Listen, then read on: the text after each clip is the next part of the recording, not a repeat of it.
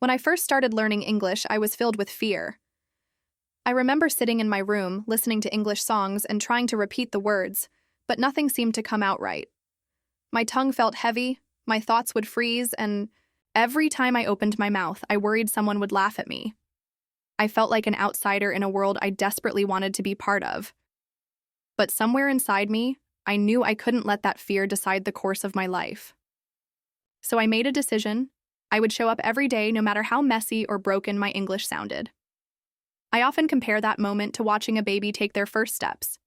No baby walks perfectly on the first try. They stumble, fall, cry, and try again. And nobody judges them for falling. Instead, we celebrate the effort. That's exactly how I began to look at myself, like someone just learning to walk in a new world. With every mistake, I reminded myself I was learning.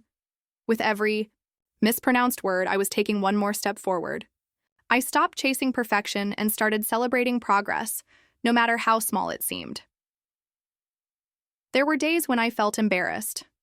Sometimes people corrected me in public, and I wanted to disappear. But over time, I started to see those moments differently. They weren't signs of failure. They were proof that I was brave enough to try. And every correction was a gift that helped me grow. I slowly started to enjoy the process instead of fearing it. I realized that speaking English wasn't about sounding like a native speaker. It was about connecting with people, expressing myself, and opening up to a new version of me that had been waiting to come out. Learning English changed my life in ways I could never have imagined. It gave me access to knowledge, friendships, job opportunities, and above all, confidence. It helped me discover a stronger version of myself, someone who doesn't give up just because things are hard. And I want the same for you. I want you to know that every step you take matters, even the small ones, especially the small ones. If you've ever doubted your ability to speak English, just remember, you're not alone and you're not behind. You're just learning to walk, and every stumble is part of the journey. If this message speaks to you, take a deep breath and leave a comment below with one small step you'll take today. Let's grow together. I remember very clearly the first time I had to speak English in front of someone. My heart was pounding so loud I could hear it in my ears. I was in a small conversation group, and all I had to do was introduce myself. Just a few simple sentences. But in that moment, it felt like the hardest thing in the world. My mouth went dry, my hands started shaking, and I could feel every eye in the room on me. The fear wasn't just about saying the wrong words. It was about being judged, being laughed at, or looking foolish. That fear was real, and I know so many of you feel it too. You want to speak English, but something inside holds you back. That something is fear. Fear of making mistakes, fear of not being good enough, fear of not being understood. The truth is, this fear is something we all go through. It doesn't mean you're weak. It doesn't mean you're not smart. It just means you care. You care about doing things right. You care about how you're seen. You care about your progress. And that's a beautiful thing. But sometimes, caring too much can stop us from moving forward. It can trap us in silence, in hesitation, in endless waiting for the perfect moment. That never comes. One of the biggest turning points in my English journey came when I finally accepted that mistakes are not the enemy. In fact, they are necessary. You cannot grow without them. I want to be honest with you. There is no path to fluency without making mistakes. You will get words wrong. You will confuse grammar. You will mispronounce things. People might not understand you at first. And yes, some people might correct you or even laugh. But I promise you, most people won't. And more importantly, none of that will matter if you keep going. Think about how we learn anything new. When you learned to ride a bike, you probably fell more than once. You didn't quit because of that. You got back up and tried again. Learning English is no different. It's not about being perfect. It's about being brave. It's about showing up even when you're scared.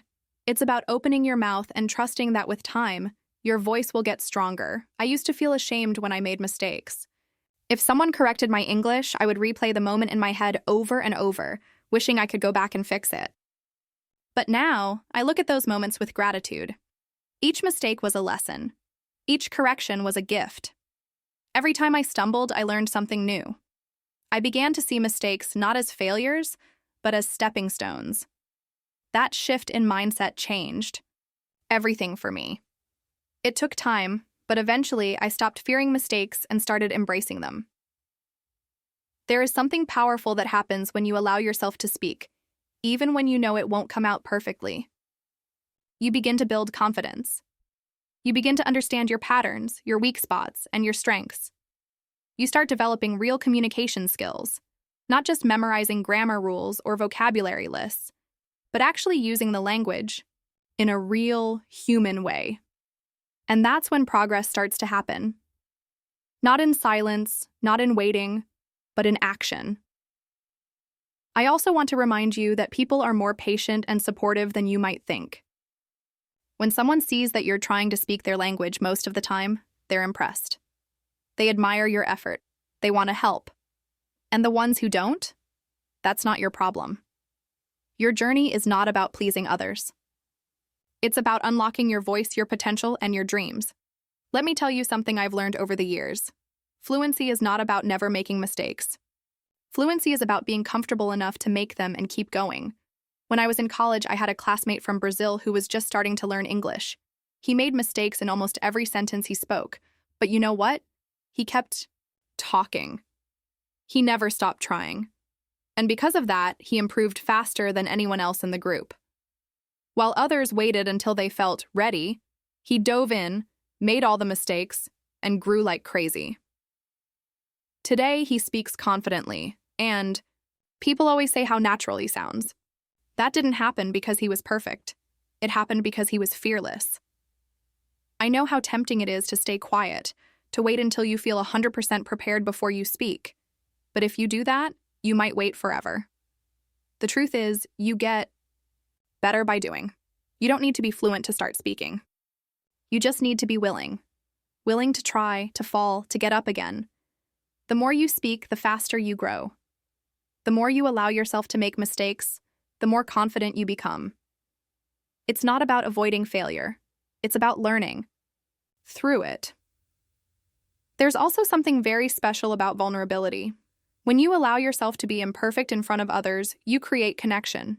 You open the door for learning and for relationships that go beyond language. I've had some of my most meaningful conversations with people while I was still making tons of mistakes. But those moments were real. And that's what communication is all about, not perfection, but connection. So if you're holding back because you're afraid of looking silly or saying something wrong, I want to gently challenge you today. Speak anyway. Make the mistake. Say the sentence. Ask the question. You are not your grammar errors. You are not your accent. You are not your fears. You are a learner. And that means you are growing every day. And no matter where you are in your journey, your voice matters. Your story matters. Your effort matters. And here's what I want you to do next. Think of one thing you've been too afraid to say in English. Maybe it's a sentence, maybe it's a question, maybe it's just your introduction. Whatever it is, I want you to practice saying it out loud today. Say it in front of the mirror, say it to a friend, record yourself, just say it, and then come back and tell me how it felt. Leave a comment and let me know what sentence you chose and what it was like to finally speak it. Let's take that step together. When I first started learning English seriously, I realized that speaking was only one part of the puzzle. The other part, and maybe the most underestimated, was listening. Not just hearing English here and there, but truly listening. Active listening. The kind of listening where you pay attention, where your brain starts recognizing patterns, sounds, and expressions even before you understand them fully. I want to talk to you about that today, because if there's one thing that changed my fluency faster than anything else, it was the way I listened to English every single day. In the beginning, it was overwhelming. I remember playing a podcast episode or watching a video and feeling completely lost. The words seemed to blur together. People spoke fast. There were new accents, slang, idioms. At first, I thought, how will I ever understand this? But I kept listening. I didn't understand everything. Actually, I understood very little at first, but I kept listening anyway. And something amazing started to happen. My brain began to adapt. Not because I was translating every single word in my head, but because I was becoming familiar with the rhythm and flow of English. It reminded me of how we listen to music. Think about it. You don't sit down with a dictionary when you first hear a song in a new language. You just enjoy it. You hear it once, then again, and again. And after a while, you start to recognize certain words. A line sticks in your head, you hum the melody. Without realizing it, you've learned part of the song. That's the power of repetition and exposure. Listening to English regularly, even when you don't understand everything, works the same way. Your brain is always listening, always learning, even in the background. That's why I started to change my environment. I turned my phone and social media into English. I listened to podcasts while cooking, while cleaning, while commuting. I watched shows with subtitles, then later without them. I followed YouTube channels that talked about topics I loved, like travel, education, or personal development. The key was immersion. Not just studying English for 1 hour a day, but surrounding myself with the language as much as possible. The more I listened, the more natural English began to feel. And here's something that surprised me. I noticed that even before I could respond in English, I could understand the mood, the tone, and the intention behind the words. It wasn't just about grammar anymore. It was about communication. When you listen often, you begin to notice how native speakers link words, how they stress certain syllables, how they change their pitch when asking a question. These are the small details that no textbook teaches you, but they're what make English sound like English. Active listening is about being present, not just having English play in the background, but truly engaging with what you're hearing. That might mean pausing a video to repeat a phrase. It might mean writing down new words, or even mimicking the speaker to copy their pronunciation and intonation. When you listen like this, you're not just training your ears, you're training your brain to think in English. You're building a sense of familiarity that helps you respond faster when it's your turn to speak. One thing I love to do, and I recommend you try it too, is shadowing. It means you listen to a short clip and repeat exactly what the speaker says, right after they say it. You try to copy not just the words, but the way they say them, their tone, their rhythm, their speed. It's a little challenging at first, but it's one of the most effective ways to improve your listening and speaking at the same time. You become more aware of the sounds, and you begin to feel the language in your mouth, not just in your mind. Another benefit of active listening is that it teaches you real, everyday English. In school, you might learn, "How are you?" and "I am fine, thank you." But when you listen to real conversations, you hear how people actually speak. You learn that people say things like, "What's up?" or "I'm doing all right." You hear fillers like, "you know," like, "kind of." You discover idioms, jokes, sarcasm, emotions. This kind of English is what you need to sound natural and understand others in real situations. There was a time when I felt frustrated because I couldn't speak as well as I wanted. But I noticed something. I was understanding more and more. I could follow podcasts without subtitles. I could watch movies and know what was going on, even without looking up words. That understanding gave me confidence. It showed me that progress was happening, even when it didn't feel obvious. That's the power of listening. It grows inside you silently until one day you open your mouth and the words are just there. If you've been struggling to speak, ask yourself how much you're listening. Not passively, but actively. Are you surrounding yourself with English every day? Are you choosing materials that interest you, that make you want to come back and listen again? Are you taking the time to notice how things are said, not just what is said? These questions matter, because the answers can unlock a whole new level of fluency. It's okay if you don't understand everything right away. That's not the goal. The goal is exposure, repetition, getting your ears used to the sounds of English so they stop feeling foreign. You're training your brain to recognize patterns. The more you hear a word, the more likely you are to remember it. The more you hear a phrase, the more likely you are to use it. It's a natural process. You just have to give it time and keep going. If you've been afraid to listen to native content because it feels too difficult, I understand. But I want to encourage you to start small. Maybe it's a 5-minute podcast. Maybe it's one scene from a movie you love. Start there. Listen to it again and again. Let your brain absorb the rhythm. Don't worry about perfection. Focus on progress. Let the sounds become familiar. Over time, you'll be amazed at how much you start to understand, not just with your mind, but with your ears and your heart. And now I want to challenge you in a way that fits this exactly. Pick one audio or video in English that you like, maybe a podcast episode, a YouTube clip, or a scene from a movie. Listen to it at least 3 times today. The first time, just listen. The second time, take notes on new words or interesting expressions. The third time, try to repeat some parts out loud. Pay attention to how the speaker says things. Then come back and tell me what you discovered. Let's make listening your secret superpower. One of the things I often hear from English learners is that they don't have anyone to practice with. They say, "Julia, I want to speak, but I have no one to talk to." And I always tell them the same thing. Your fluency does not depend on another person. You can begin speaking English right now, by yourself, wherever you are. In fact, that's how I started. I spoke to myself out loud every day. At first, it felt strange.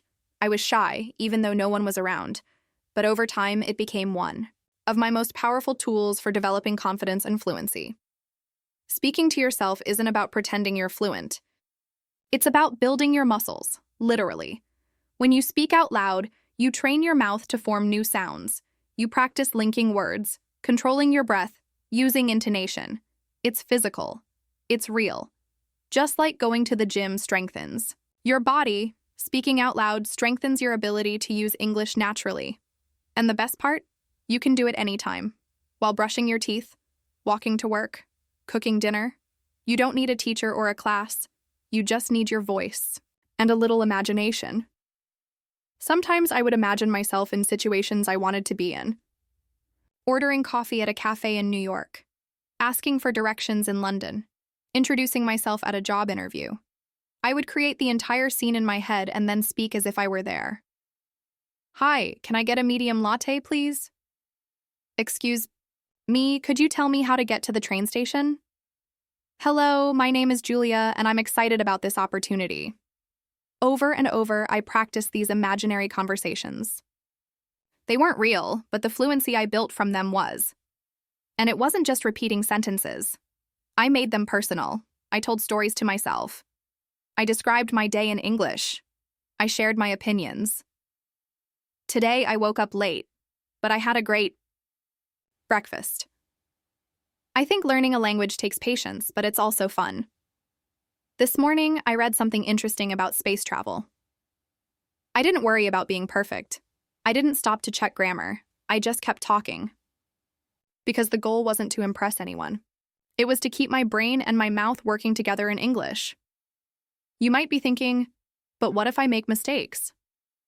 You will, and that's the point. When you speak to yourself, there's no pressure. No one is judging you. No one is correcting you. It's your space to experiment, to explore the language, to push your limits. Sometimes I would say something, realize it sounded strange, and try again. That's how I learned. That's how you build self-correction skills, by noticing your own patterns and adjusting them. It's like learning to ride a bike. You wobble, you fall, but you get better by doing it again and again. One trick that helped me was using everyday objects around me. I would point to things and name them in English. This is a chair, it's blue, I'm sitting on it. I'd open the fridge and describe what I saw. There's milk, there are eggs. I have some apples, they look fresh. This kind of practice might seem too simple, but it builds vocabulary and confidence. It teaches you to describe the world around you in English, using the words you already know. And believe me, those simple words are powerful. You don't need complex vocabulary to express yourself. You need fluency with basic language. Some of the most effective communicators use very simple words. They speak clearly, they repeat ideas, they pause, they make sure their message is easy to understand. That's what fluency really is. It's not about knowing fancy words. It's about knowing how to use the words you do know, smoothly and naturally. That's why I always say, speak simply, but speak often. Simplicity builds fluency faster than complexity. Eventually, I began to include my thoughts and feelings in my self-talk. If I felt tired, I would say, I'm tired today, but I have things to do. If I felt happy, I'd say, I feel good. I had a nice conversation with a friend. If I was nervous, I'd talk about it too. I'm a little nervous about tomorrow's meeting, but I'll prepare well. This habit helped me get comfortable expressing emotions in English, which is something many learners forget to practice, but it's essential for real conversations. Of course, practicing with friends is also valuable. If you have someone who's learning English too, you can meet and talk regularly. You don't need to correct each other. Just focus on speaking. You can choose topics, set time limits, and encourage each other. I used to meet once a week with a friend just to talk in English. Sometimes we would describe our weekend. Other times we would role-play situations, like shopping or traveling. It was fun, and it helped both of us grow. But remember, speaking with others is a bonus, not a requirement. You can go far, even on your own. One of the most creative ways I practiced was by recording myself. I would talk about my day, record a short message, and then listen to it later. At first, I didn't like how I sounded, but over time, I started to hear improvement. I could notice when my pronunciation was off, when I spoke too fast, or when I used a word incorrectly. Listening to yourself gives you perspective. It helps you become your own coach. It's a powerful habit, and I still do it today when I'm learning something new. You don't have to wait for the perfect situation to start speaking. You don't need permission. You can begin right now, wherever you are. Just say a sentence, then say another. Don't worry if it's simple. Don't worry if you repeat yourself. The important thing is to make English part of your life, not just something you study. The more you speak, even alone, the more natural it will feel. And soon, when the moment comes to speak with someone else, you'll be ready. Now I want to give you a very specific challenge. For the next 3 days, I want you to speak to yourself in English for at least 5 minutes each day. You can talk about your plans, describe what you see, or imagine a conversation. It doesn't matter what you say, just say it. Make English part of your day, with your own voice. And if you want to go even further, record one of these sessions and listen to it later. Notice how you sound. Notice what you can improve. This small habit could unlock a big change in your fluency. I remember clearly the first time I had to speak English in front of a group. My heart was beating so fast I thought everyone could hear it. My palms were sweaty, my mouth felt dry, and my mind kept repeating the same fear. What if I say something wrong? What if they laugh at me? That fear, the fear of being judged or ridiculed, almost stopped me from speaking at all. And I know that many of you have felt the same way. You want to speak, you want to participate, but there's this voice inside telling you that someone might laugh, someone might correct you harshly, someone might think you're not smart enough. That fear is real. I've lived it. When I was learning English, I had this constant pressure in my mind. I thought that if I didn't speak perfectly, people would look down on me. That if I mispronounced a word or used the wrong tense, I would be exposed. It's strange how our minds can exaggerate the danger of small things. It's just a word, a sentence, a tiny moment in time. But to me, it felt like I was being judged as a whole person.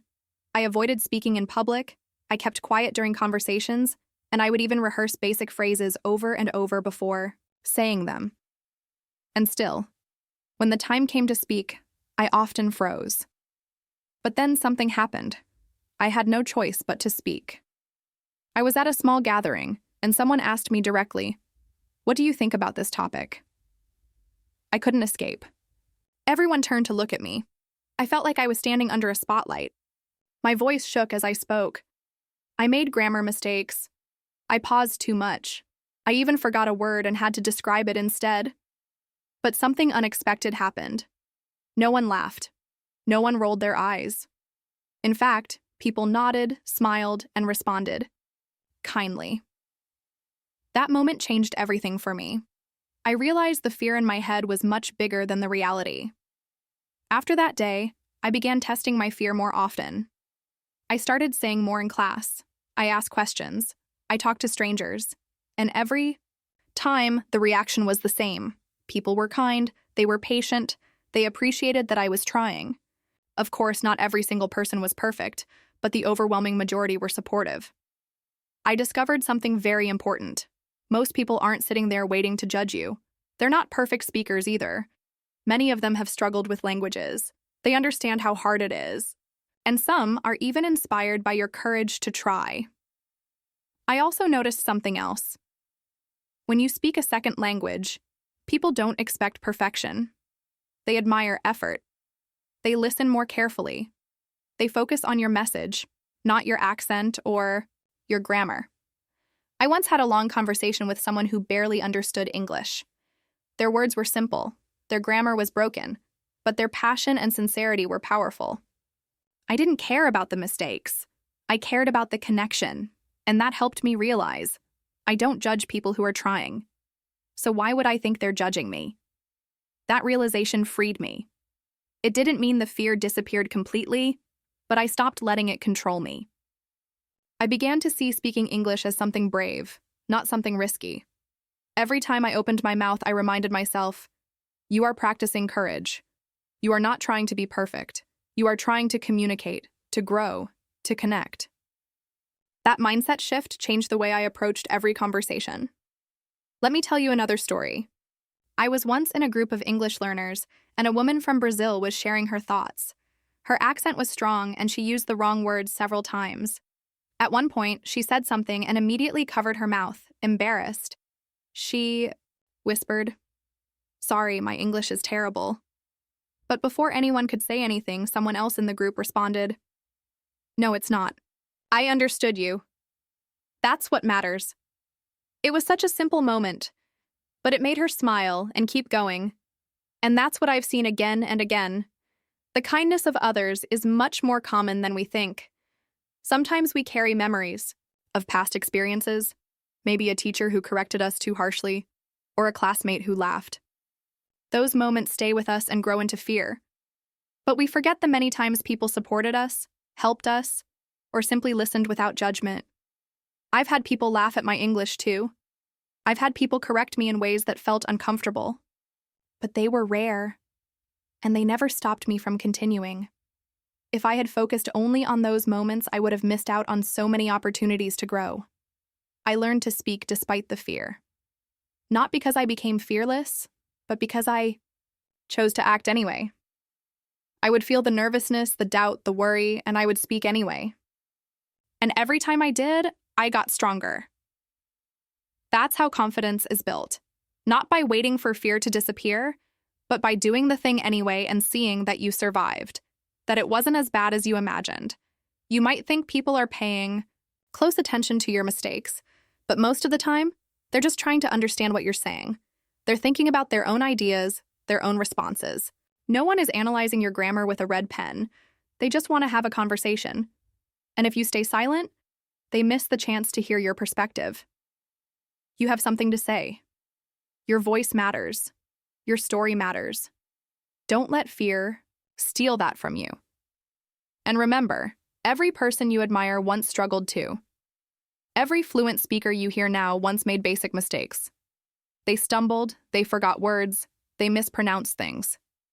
Fluency is the result of many, many imperfect moments. So if you're in the middle of those moments right now, that means you're on the right path. Here's something I encourage you to try.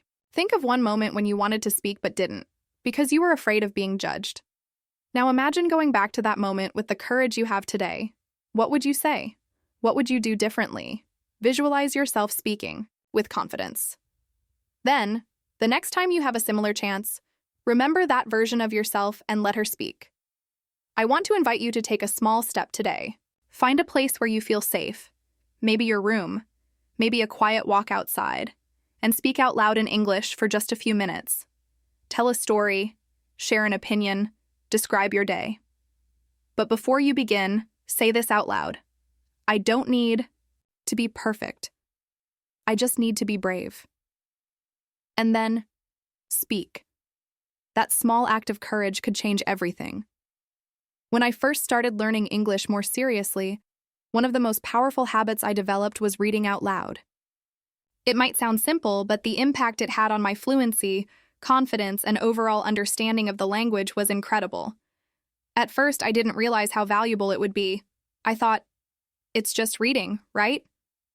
But the truth is, reading out loud activates so many parts of your brain at once. You're not just looking at words and understanding them.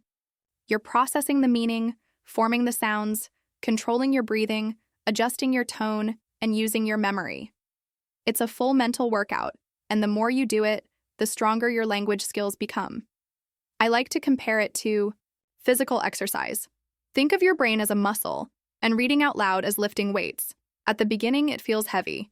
You struggle with the pronunciation, you pause in the wrong places, you feel awkward.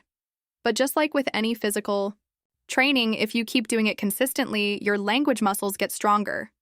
You become more familiar with sentence patterns. You get faster. Your pronunciation becomes clearer. Your brain starts to connect words and meanings more quickly. You stop translating in your head and begin to think directly in English. That's the real power of this practice. There were days when I would choose a short story, an article, or even a page from a novel and just read it aloud. I didn't worry too much about understanding every single word. My goal was to focus on rhythm, pronunciation, and getting my mouth used to the movement of English. It felt awkward in the beginning, especially when I stumbled over unfamiliar words.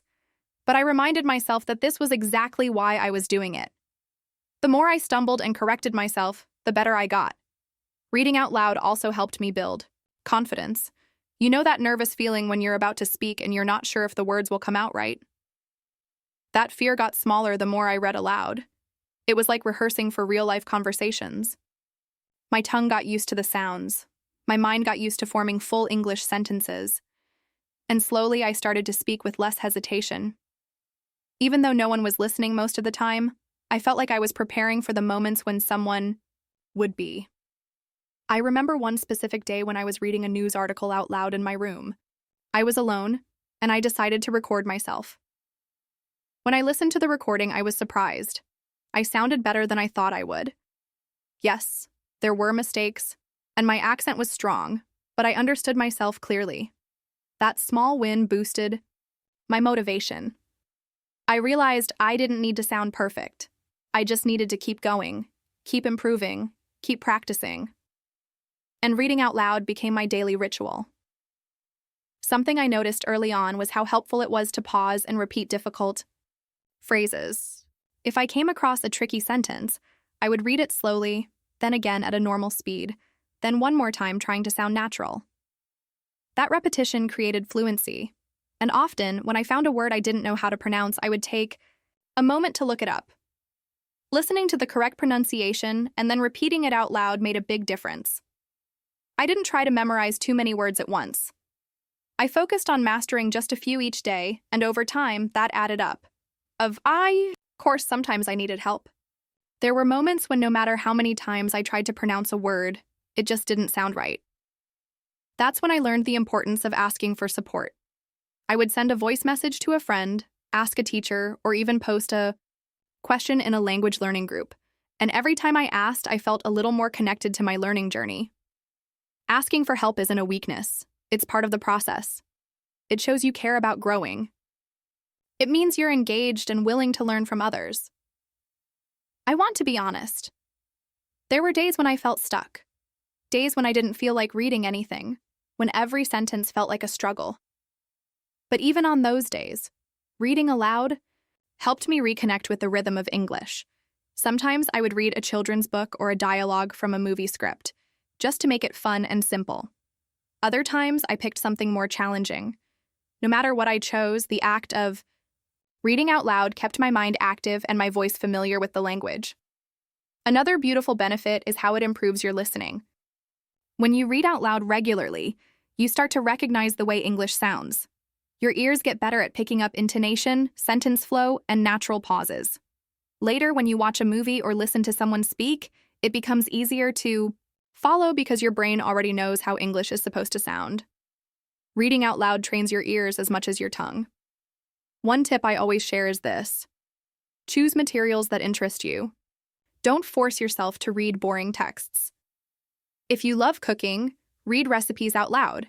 If you enjoy news, pick short articles about topics you care about.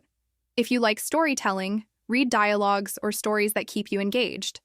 The key is to make it feel like a conversation, not a chore. The more you enjoy what you're reading, the more natural your voice will sound. Also, don't worry if you're alone. Speaking to yourself is not strange, it's smart. Some of the best progress I made happened when no one was around. I could practice freely, make mistakes without pressure, and try new phrases without fear. If you want to take it further, record your voice once a week and listen back. Notice what's improving and what needs work. You'll be surprised by your own growth when you hear it with fresh ears. I also encourage you to read the same passage multiple times. The first time, you're just figuring out the words. The second time, you start to feel more comfortable. By the third or fourth time, your voice sounds smoother and your confidence grows. Repetition is not boring. It's how mastery is built. Reading. Out loud became more than just a technique for me. It became a habit that anchored my daily learning. I could feel my progress not just in how I sounded, but in how I felt. More relaxed, more capable, more connected to the language. Every word I spoke aloud was a step forward, even if it was small. And that gave me the energy to keep going, even when progress felt slow. If you've never tried reading out loud consistently, I invite you to begin today. Pick a short text, just a few paragraphs, and read it slowly, clearly, and confidently.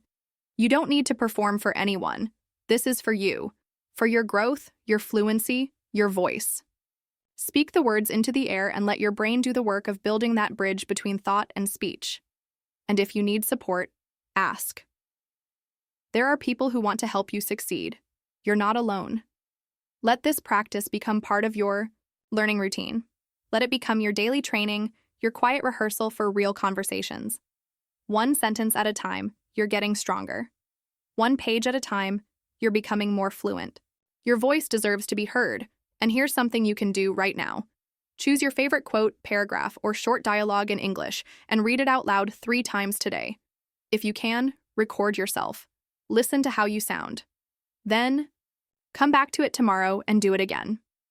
Make this a daily habit. The results will surprise you. When I think about the one thing that made the biggest difference in my journey learning English, it wasn't a textbook, a special app, or even a great teacher. It was belief in myself. That may sound simple, but it's one of the hardest things to maintain, especially when progress feels slow or mistakes keep happening. I've been there. I've had days when I doubted if I'd ever feel confident, speaking days when I compared myself to others and felt small. But I learned that believing in myself was not a personality trait I was born with. It was a decision I had to make again and again. Positive thinking is not about pretending everything is easy. It's about choosing to focus on your progress instead of your limitations. It's about seeing mistakes as steps forward, not signs of failure. Every time I struggled with pronunciation or forgot a word in the middle of a conversation, I reminded myself, this is part of learning. I am improving, even when it doesn't feel like it. And over time, those small mental shifts helped me keep going when I might have given up. I like to imagine the process of learning English as climbing a mountain. At the bottom, everything seems far away. The peak looks unreachable. But when you start walking step by step, things change. You don't reach the top in one giant leap. You move little by little, and every step counts. Some steps are easy, some are steep and painful, and sometimes you might slip or feel tired. But as long as you keep moving, you are getting closer. That's how I see language learning. It's not about speed. It's about consistency, effort, and belief. There were many moments when I felt stuck. I remember trying to understand fast conversations in movies or real-life situations, and I just couldn't follow. I felt lost. But then I told myself, it's okay. I don't understand it today, but one day I will. That single thought kept me going. I didn't need to be perfect. I just needed to believe that improvement was possible. And once I did, everything became more manageable. I started celebrating small victories, like understanding one full sentence without translating, or remembering a new word without checking the dictionary. This mindset of progress over perfection changed how I studied. Instead of feeling disappointed, when I couldn't say something the right way, I felt proud that I tried. Instead of being embarrassed when I made a mistake, I reminded myself that mistakes meant I was practicing. And that practice meant I was getting better. I stopped chasing instant results and started enjoying the journey. I trusted the process, even when the results were invisible. It's easy to admire someone who speaks English fluently and think, they're just naturally good at it. But that's rarely the truth. Most of the people you admire didn't start with confidence. They built it over time. They struggled. They made mistakes. And they probably doubted themselves too. The difference is they kept going. And the only way to do that is by believing, deep down, that you can grow. Believing in yourself doesn't mean ignoring your fears. It means choosing to act despite them. I was afraid of sounding silly. I was afraid of people judging my accent. But I reminded myself that my voice mattered. My effort mattered. And the more I believed that, the easier it became to speak up, even when I wasn't sure I'd say things perfectly. That kind of courage doesn't come from confidence. It comes from belief. Belief that your voice deserves to be heard, that your ideas are valuable, and that your English will get better with time and practice. A strong mindset can turn a difficult day into a productive one. When you believe in yourself, you stop wasting time thinking, "What if I fail?" and start asking, "What can I learn from this?"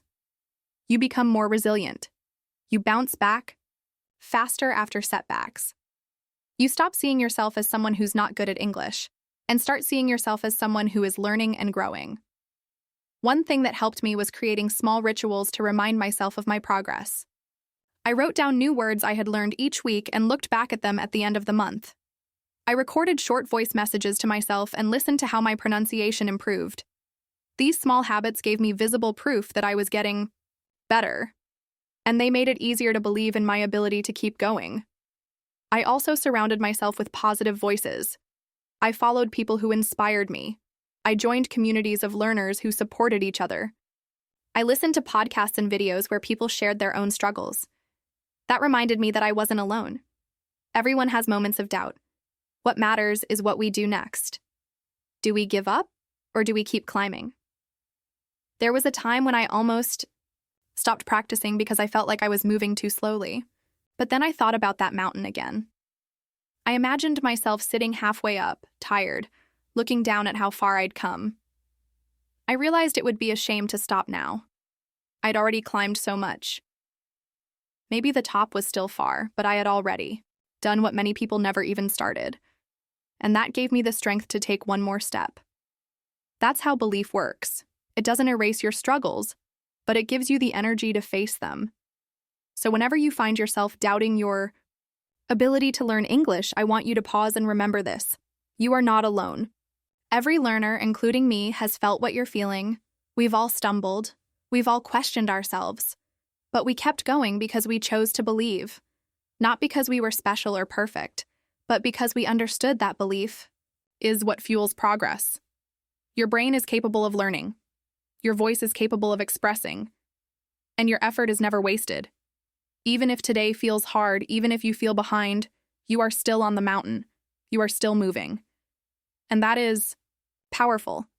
Keep reminding yourself that success is not about being the fastest. It's about being the one who doesn't stop. The one who believes in the journey, even when the path is steep. If you've been struggling with self-doubt or feeling like you're not good enough, here's something simple you can do. Write down one small thing you've improved in the last week. Maybe you understood a podcast better. Maybe you spoke with a little more confidence. Maybe you learned 3 new words. No win is too small. Keep this list and add to it every week. Let it become proof of your progress. Let it remind you that you are climbing your mountain, one step at a time. Learning English is much like planting a seed and nurturing it every day. When I first started, I didn't become fluent overnight, and neither will you.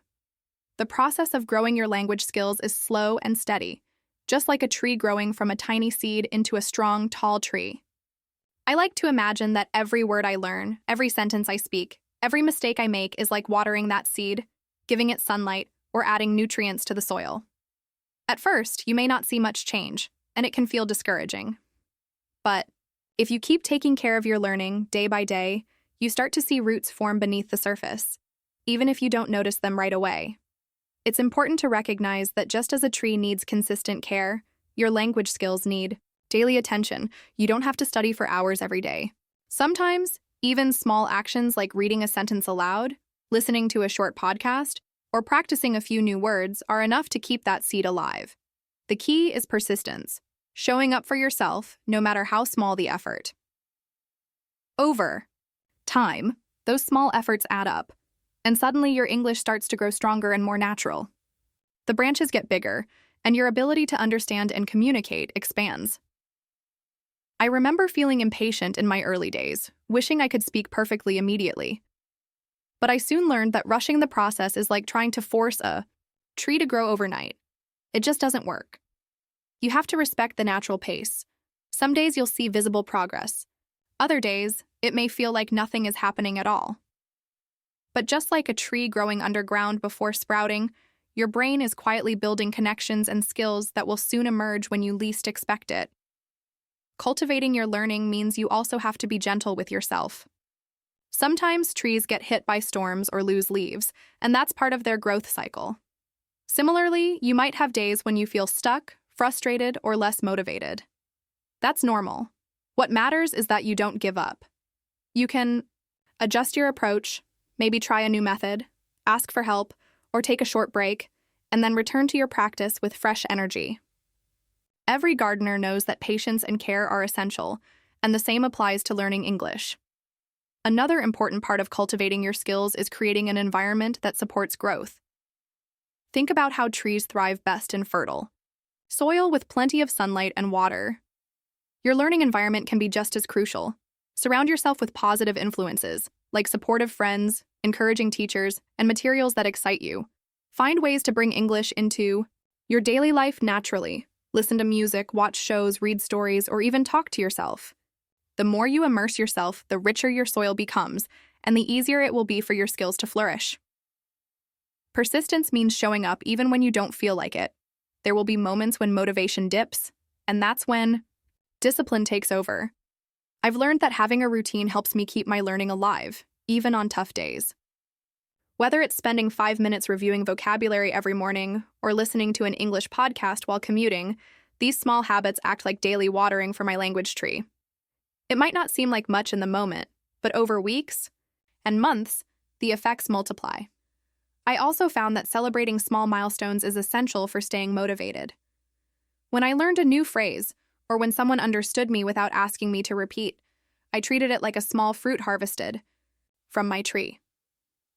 These moments of success remind me why I keep going. They give me energy to water the seed the next day. You can do the same. Acknowledge every little win, no matter how small it feels, because it means your tree is growing. Remember that growth isn't always visible on the surface. Just like a tree's roots spread deep underground before you. See any leaves? Your brain is working hard to absorb, store, and connect new information, even if you don't notice immediate results. Trusting this process is a form of faith in yourself and your ability to improve. When frustration comes, remind yourself that this is part of growth and keep going. Over time, as your English skills develop, you'll notice your confidence growing like the sturdy trunk of a tree. Your vocabulary will branch out, your grammar will strengthen, and your fluency will become more natural. Just like a mature tree provides shade and fruit, your English will open doors to new opportunities, friendships, and experiences. But all of this depends on the consistent care you give your learning journey every single day. I've found that the most successful learners are those who treat language learning not as a race, but as a lifelong garden to tend. They are patient, consistent, and kind to themselves. They know that some days they'll see big leaves and flowers, and other days they'll just water the soil quietly. Both are important. So I encourage you to be that gardener for your English skills. Water your seed every day with a little practice. Protect it from doubt and negativity. Give it time and patience. And watch how your efforts grow into something strong and beautiful. If you're ready to start planting and nurturing your English skills today, try setting a simple daily goal. It could be as small as learning one new word, reading a paragraph out loud, or listening to a short English conversation. Track these little steps and celebrate your consistency. You'll be amazed at how much you grow over time. I still remember my very first conversation in English like it was yesterday, even though it happened years ago. I was nervous beyond belief. My heart was pounding, and my mind was racing to find the right words. I barely knew enough to form complete sentences, and I was terrified of making mistakes or sounding silly. But despite that fear, I knew that I had to try. I needed to practice if I ever wanted to improve, so I took a deep breath and started speaking. It wasn't perfect. Far from it. My sentences were choppy, My pronunciation was off, and I had to ask the other person to repeat themselves more than once. But I did it. That moment was my first victory. It showed me that even if I wasn't fluent yet, I could communicate and be understood. That small success gave me the courage to keep going. Looking back, I realize how important it is to celebrate these first victories, no matter how small they seem. When you start speaking English, your confidence may be fragile. You might stumble over words, mix up tenses, or forget what you wanted to say. But every time you try, you're building something powerful, a foundation of experience.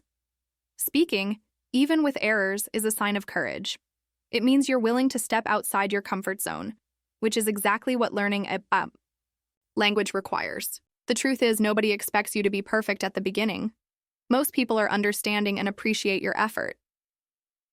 When I first started, I was surprised by how patient and encouraging many people were. Their kindness made me feel less afraid and more motivated to continue. I want to remind you that trying is more important than being perfect. In fact, making mistakes is one of the best ways to learn. Every error you make is an opportunity to improve. When I used the wrong word or mixed up my grammar, I would mentally note it, ask questions, and then practice the correct way. Over time, those mistakes became fewer, and my English got stronger. But I had to be brave enough to try, even though I knew I wouldn't sound perfect. That bravery is a skill you can develop, just like learning new vocabulary or grammar rules. It's also important to remember that the first time you speak English out loud might feel uncomfortable or even embarrassing. That feeling is normal because you are breaking through a barrier. You're stepping into new territory where the language is unfamiliar, and you don't yet have full control. But the more you practice, the more that discomfort fades. The brain adapts, and the words come more easily. The fear lessens, and the joy of communicating starts to replace that initial anxiety. I've seen this happen not just to myself, but to thousands of students I've worked with over the years. It's always amazing to watch someone go from silence to speaking with confidence. Sometimes the fear of speaking keeps people stuck. They worry about what others will think or are embarrassed by their accent or mistakes. I get it because I felt that way too.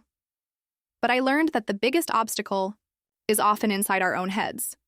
The truth is, most people are more interested in connecting and understanding you than in judging your mistakes. When you focus on sharing your ideas rather than being perfect, you open the door to meaningful communication. This shift in mindset is what helped me, and it can help you too. Your first conversations in English don't have to be long or complicated. Even short exchanges count as victories. Saying hello, asking how are you, or ordering food at a restaurant are all important moments. These small interactions build your confidence and prepare you for more complex conversations. I encourage you to seek out opportunities to speak, even if it's just a few sentences. Talk to a friend, join a language group, or practice with a language partner online. Every conversation is a step forward. When I think about my own journey, I remember feeling proud each time I spoke, no matter how imperfectly. That pride was fuel for my next attempt. It created a positive cycle where trying led to success, and success inspired more trying. If you can build this cycle for yourself, your English will grow naturally and joyfully. You don't need to wait until you're perfect to start enjoying speaking. The enjoyment comes from the act of trying and connecting with others. The courage to try is one of the most powerful tools you have in learning English. It's not about waiting until you feel ready or flawless. It's about starting where you are and taking the first step. When you speak, you're practicing not just language skills, but also confidence and resilience. These qualities will serve you in many areas of life, far beyond learning English. Every time you speak up, you become a little stronger, a little braver. I encourage you to remember your own small victories. Maybe it was your first time introducing yourself in English or the moment you understood a movie without subtitles. These are milestones worth celebrating. Keep a mental or even written list of these moments to remind yourself how far you've come. When you face doubts or fear, look back on these wins and let them motivate you to keep moving forward. If you're nervous about speaking, start small. Try practicing in front of a mirror or recording yourself. These low-pressure exercises build your confidence. Then, move on to speaking with a friend or teacher who can offer encouragement. Remember, the goal is progress, not perfection. Every attempt you make plants a seed that will grow into fluency over time. You have the power to create your own victories, starting today. Take that brave step to speak, even if it feels scary. The more you try, the more confident you become, and the easier speaking English will feel. If this idea resonates with you, share your first speaking experience in the comments or join our community where we celebrate every step of the language journey together. Your courage to try inspires others too. When I first started learning English, one thing I quickly realized is that speaking isn't just about words. It's about much more than grammar, vocabulary, or pronunciation. It's about connecting, not only with the language, but with the people you're communicating with. And one of the most powerful ways to do that is through body language and emotional expression. Over time, I learned how important it is to pay attention to facial expressions, gestures, and the feelings behind the words we say.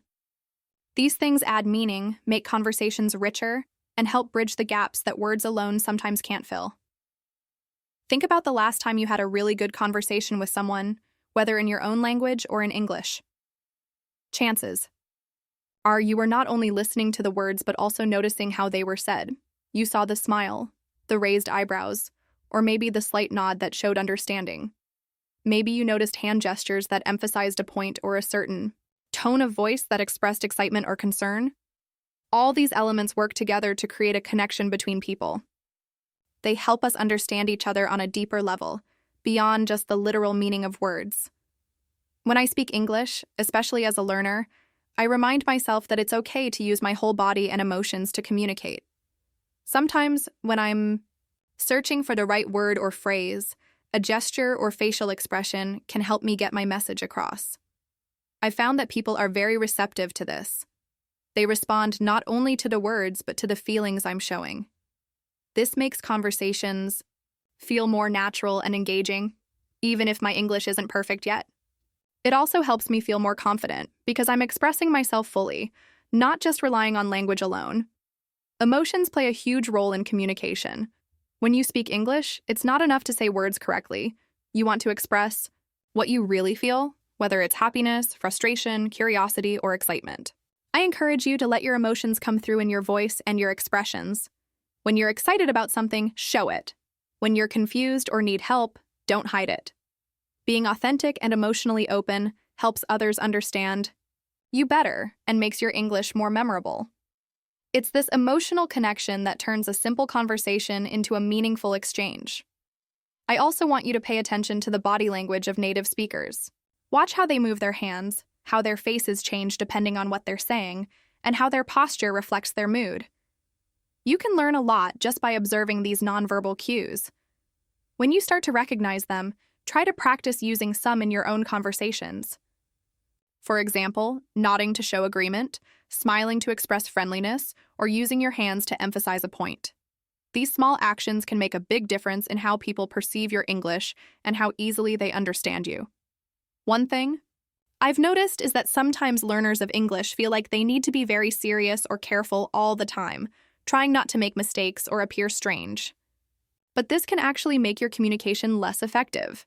When you allow yourself to be relaxed and natural, your body language and emotions come through more easily, and your English sounds more fluent. It's almost like your personality shines through the language. I want you to give yourself permission to be expressive and to enjoy the process of communicating, mistakes and all. Another important aspect is understanding the cultural side of body language and emotional expression. Different cultures have different ways of showing feelings through gestures and facial expressions.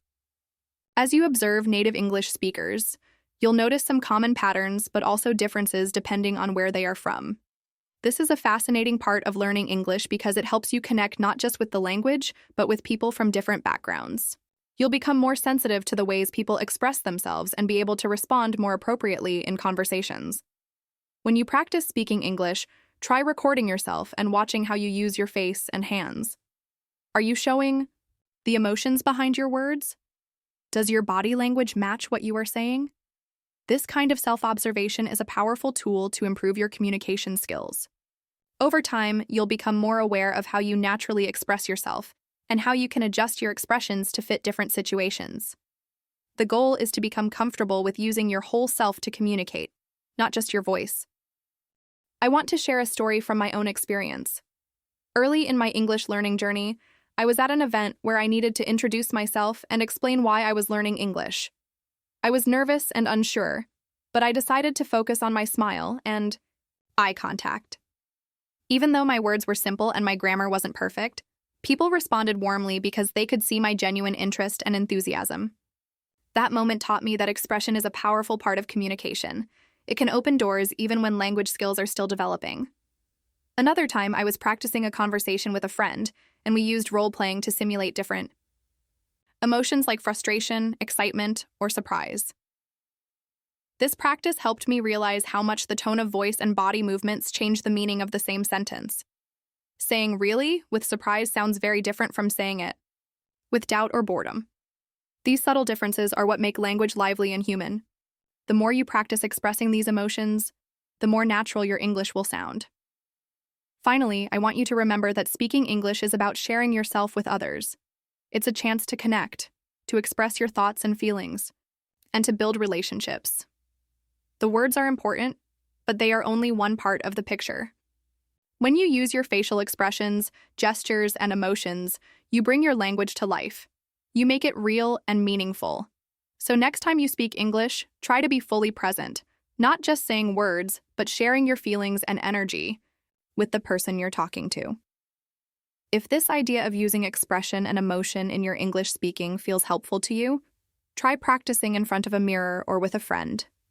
Notice how your face and hands move naturally as you talk about things you care about. And if you're feeling brave, record a short video of yourself speaking English with expression, and watch how it changes your communication. Share your experience with our community or in the comments. I'd love to hear how adding this new dimension to your speaking has made a difference. Sometimes when you're learning English, it feels like you're stuck. Like no matter how much effort you put in, you're not moving forward, and progress seems slow or even non-existent. I want to tell you right away, this feeling is completely normal. Every learner experiences it at some point. I have been there myself many times, and I understand how frustrating it can be. You study, practice, maybe even speak a little, but then you hit a wall. You might feel like you're repeating the same mistakes or that your English is not improving as quickly as you hoped. It's easy to feel discouraged or even think about giving up. But it's important to recognize this feeling for what it is, a natural part of the learning journey. When I first started learning English, I remember days when I felt like I wasn't making any progress at all. I was studying grammar rules, trying to build vocabulary and practicing speaking, but sometimes it just didn't click.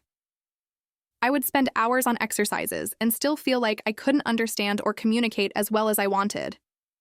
Those moments made me question if I was good enough or if I would ever really speak fluently. But over time, I realized that learning a language isn't a straight path. It has ups and downs, moments of rapid improvement, and moments where things feel slow or stuck. Accepting this helped me stay motivated and keep going, even when I felt stuck. One of the best ways I learned to deal with that feeling of stagnation was by setting small, achievable goals. Instead of focusing only on big goals like, I want to speak fluently, or I want to understand everything, I started breaking down my learning into smaller steps. For example, one day my goal would be to learn 5 new words and use them in sentences.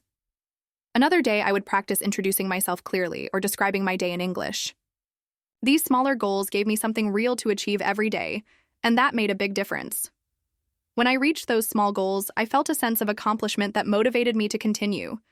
Celebrating every little success became a habit, for me. Even if it was just remembering a new phrase or understanding a short conversation, I made sure to recognize those wins. This simple act helped me shift my mindset from focusing on what I couldn't do yet to appreciating what I was able to do. It's easy to overlook progress when it's slow or small, but every bit counts. When you celebrate small victories, you build confidence and keep your energy high for the next challenge. It's like building a staircase one step at a time. Each step might seem small, but together they take you higher and closer to your goal. Also learned that frustration can actually be a sign that you're learning and pushing your limits. When you're comfortable, you don't grow much.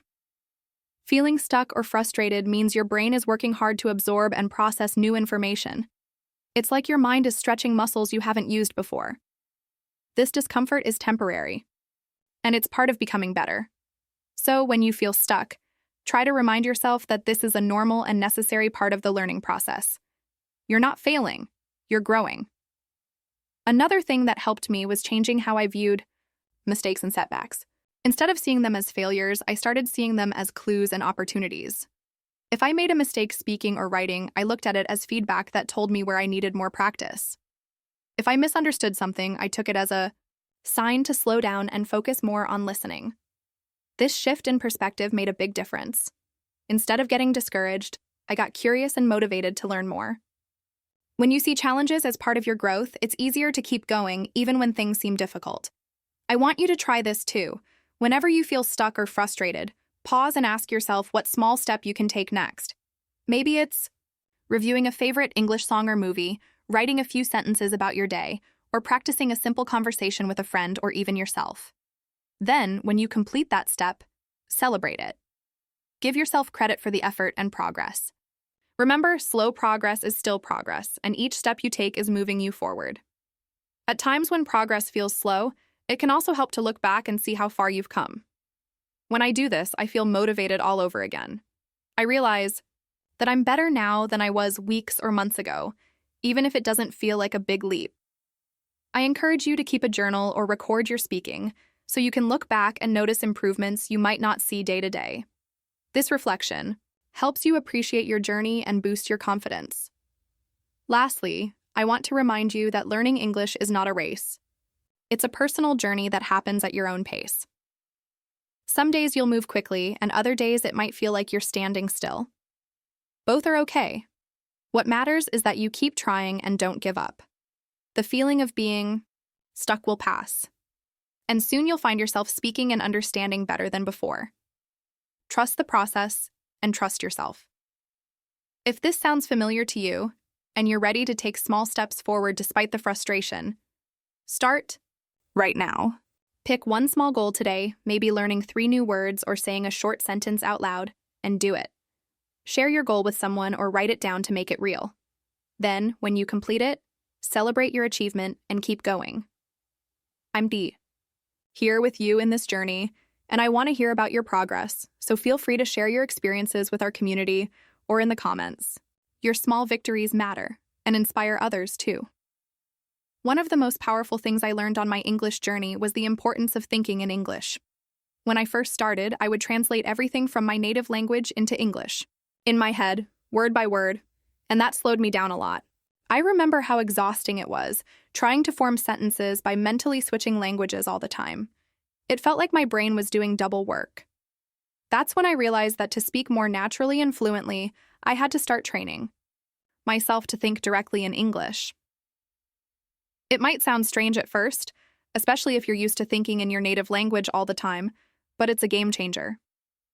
When you think in English, you start to build a more direct connection with the language, which helps your speaking and understanding become faster and more automatic. It's like your mind creates a shortcut, so you don't have to stop and translate each word. This means you can focus more on what you want to say, your feelings, and the message itself, instead of the mechanics of the language. One simple way I practiced thinking in English was by keeping a daily journal. It didn't have to be complicated or perfect. Every day, I wrote a few sentences about what I did, what I felt, or what I noticed around me.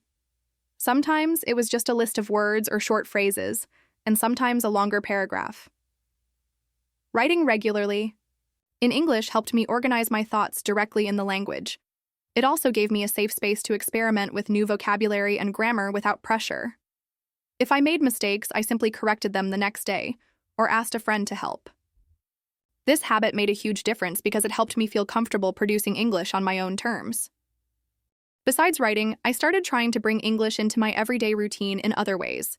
For example, when I was cooking, I would name the ingredients in English and describe the steps I was taking. If I was walking or commuting, I would mentally describe what I saw around me in English. I might say to myself, "The sky is blue today," or "There are many people on the street." These small exercises helped me keep my brain active in English, and they made the language feel like a natural part of my daily life, not just something I studied in a classroom or during lessons. Another method I found useful was to practice having conversations in my head. I would imagine a situation, like ordering food in a restaurant, asking for directions, or talking about my hobbies. Then I would go through the dialogue mentally, practicing how I would respond and what questions I might ask. This kind of mental rehearsal helped me prepare for real conversations and reduce the fear of not knowing what to say. It also built my confidence because when I faced similar situations in real life, I was less likely to freeze or get nervous. Using English in everyday activities also meant exposing myself to English media and trying to absorb it actively. I listened to podcasts, watched videos, and read articles or books on topics I enjoyed. But the key was to engage with the language actively, not just passively. I would pause, repeat sentences aloud, mimic pronunciation, or write down new words. Then I would try to use those words in my journal or in my mental conversations. This cycle of listening, speaking, writing, and thinking in English created a powerful loop that accelerated my learning. Sometimes it felt challenging to switch my thoughts from my native language to English, especially when I was tired or busy. At those times, I reminded myself that it didn't have to be perfect.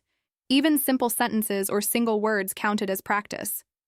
The goal was to build the habit of using English more frequently, not to speak flawlessly from the start.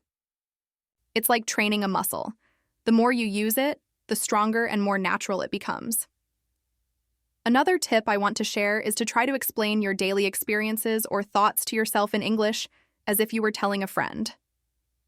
This can be anything, a funny moment, something you learned, or your plans for the day. By doing this, you're practicing expressing your ideas spontaneously, which is very close to real conversation. It helps you build fluency and get comfortable with thinking quickly in English. If you want to take it further, try labeling objects in your house with their English names. This simple visual reminder helps your brain associate English words with everyday things and reinforces your vocabulary. The more you surround yourself with English in your environment, the easier it becomes to keep the language active in your mind. Remember, the goal is to create an English-speaking mindset that you carry with you throughout the day. The more you integrate English naturally into your thoughts and daily activities, the faster you will improve your fluency and confidence. It becomes less about memorizing rules and more about living the language. I encourage you to start small, with a journal or simple daily descriptions, and then add more activities as you feel comfortable.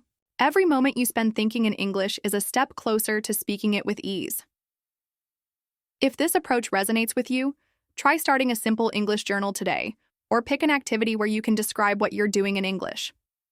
Share your experience with our community or in the comments so we can celebrate your progress together and help each other stay motivated. One of the most important parts of learning English is connecting with other people.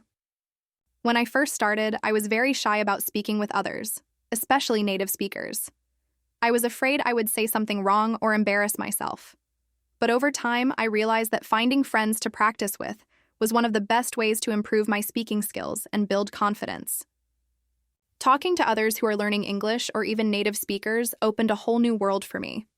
It made the language come alive because it wasn't just about memorizing words or grammar anymore. It became about real conversations, real feelings, and real connections. When you have a language partner or a group of friends who are also learning, it creates a safe space to try things out. You can make mistakes without feeling judged because everyone understands the struggle. I remember joining an online community where we would practice speaking once a week. Sometimes we would just talk about simple daily topics like what we ate or how our day went. Other times we tried to share stories or ask each other questions. Those conversations were so valuable because they gave me a chance to practice regularly and hear different accents and ways of speaking. At first, speaking with native speakers felt intimidating. I worried they would speak too fast or use slang. I didn't understand. Sometimes I was nervous they might correct me in a way that made me feel bad. But I learned that most native speakers are actually very patient and happy to help. They appreciate when you try to speak their language and often admire your courage. One of my friends from England once told me, "It's okay to make mistakes. That's how you learn." That simple encouragement changed my whole perspective. I started seeing corrections not as criticism, but as gifts, opportunities to improve and get better. There were moments when I felt embarrassed by my pronunciation or grammar errors, but I learned to laugh at myself and keep going. Sometimes I would repeat what they said and ask, "Did I say it right?" This showed them I wanted to learn and made the conversation more interactive. Being open about my mistakes actually made me feel more connected to the people I was talking to, because it showed honesty and humility.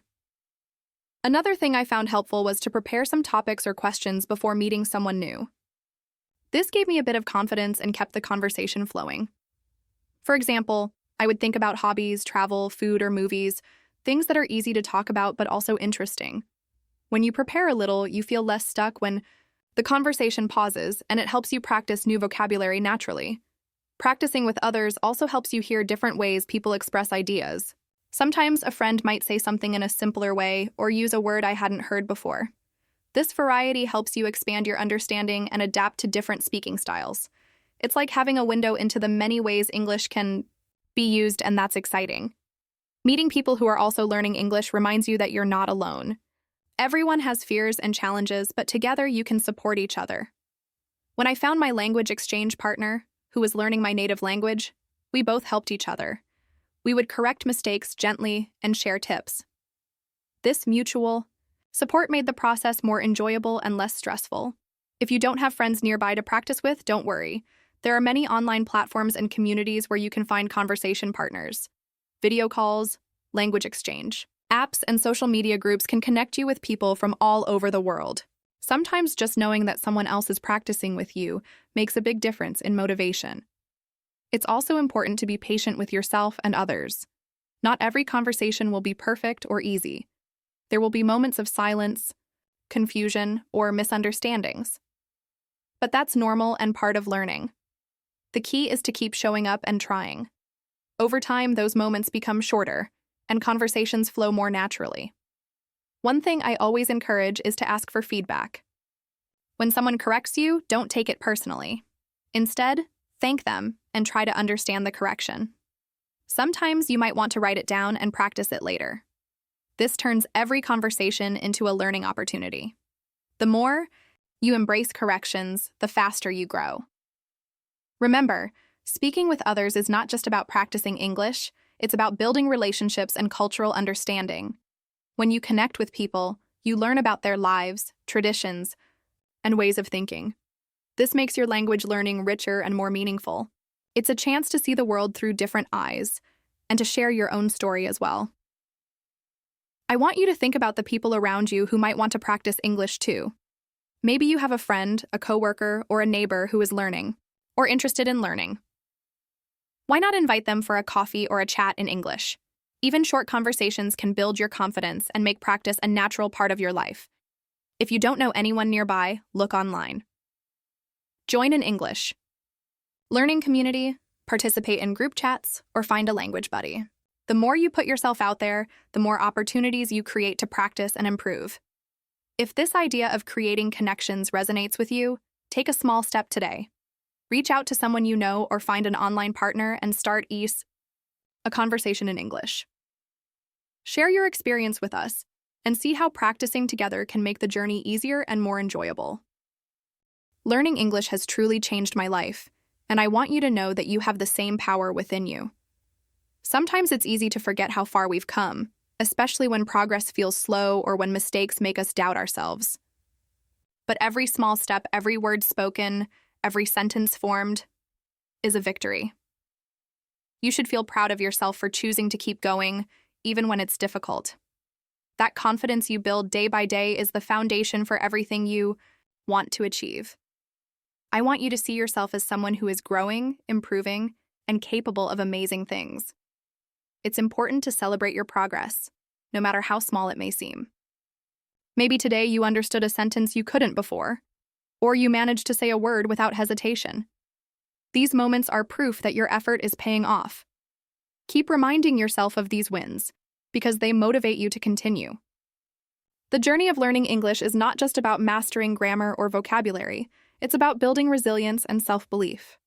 You are stronger than you think, and your dedication is what will open doors for you. Think of English as a bridge that connects you to new people, new cultures, and new opportunities. When you learn this language, you're not just learning words. You're gaining access to a global community. You can make friends from all over the world, discover different perspectives, and open yourself to experiences you might never have imagined. The more you practice and improve, the wider that bridge becomes. It can take you places, both literally and figuratively, that can enrich your life in countless ways. So keep dreaming big and keep believing in yourself. The future you are building with your English skills is bright and full of possibilities. If you feel inspired, share your journey with others, join our community, and continue practicing every day. Your progress matters, and I'm here cheering you on every step of the way.